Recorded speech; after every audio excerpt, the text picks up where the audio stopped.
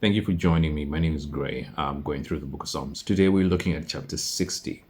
It is a psalm written by David, and the title says, For the director of music to the tune of the Lily of the Covenant. That's probably must have been a tune that they sang to. A Miktar of David. A Miktam, scholars debate on this, and I'm not really sure what it means. Something that it's the tune that the song was sung to, or maybe it's an instrument for teaching when he fought Aram Naharaim and Aram Zobah, and when Joab returned and struck down 12,000 Edomites in the valley of Salt. Now, people are not sure of when this actually happened because it's not been recorded in the Bible. So we're not going to speculate on that. We're just going to jump in and see what Psalm 60 says. Verse 1 starts, You have rejected us, God, and burst upon us. You have been angry.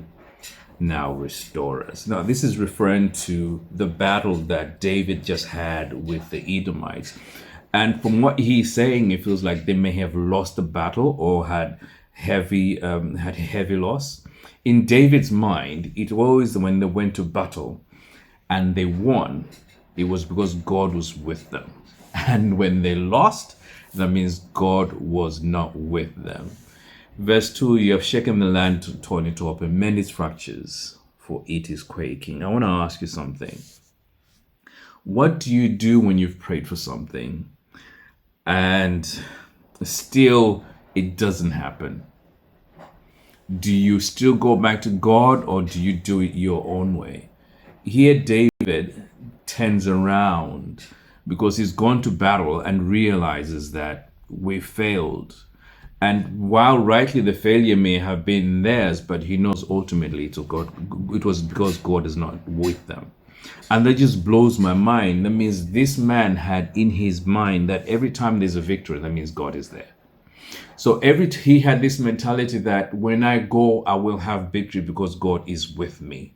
And when it doesn't happen, okay, he would be sad, but he would know that it's because God is not with me. And that's why he comes. He says, rejected us, restore us. You have shaken the land, now mend its fractures. Verse 4 says, But to those who fear you, you have raised a banner to be unfollowed against the bow. This means that those that fear you, you are the banner from where they need to run to hide, a rallying place for them to gather around and go back into battle.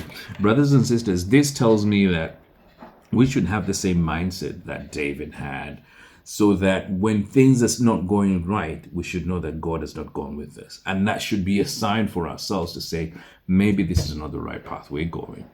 But at the same time, don't give up and try and do things your way, but rather turn back to God and cry out to God, which is what David says is doing here. Verse 5 is, Save us and help us with your right hand, that those you love may be delivered. And verse 6, he starts speaking prophetically like he is God himself.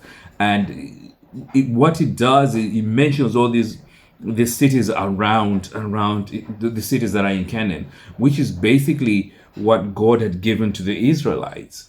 So it's like David is speaking as if he is God and saying that all these are mine and I will give them to you. That's why Ephraim is my helmet, Judah is my scepter, Moab is my wash basin, and over Philistia I shout in triumph. That is amazing.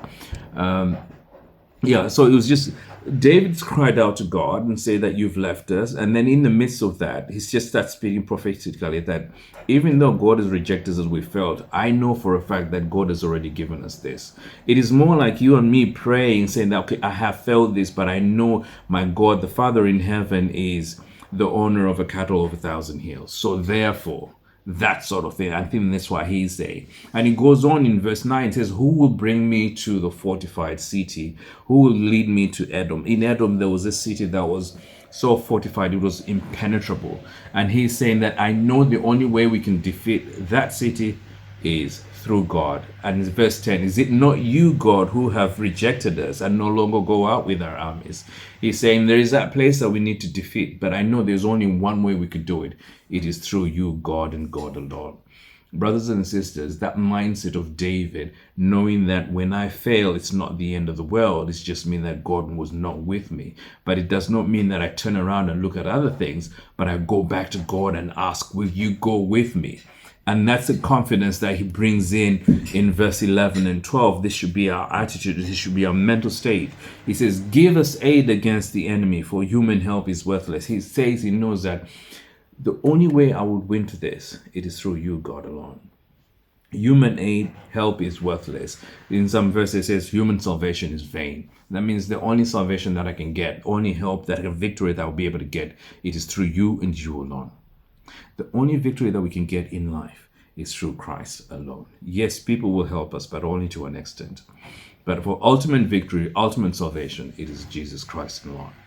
And this is the attitude that we should have. With God, we will gain victory. With God, we will gain victory. What are you going through? With God, we will gain victory.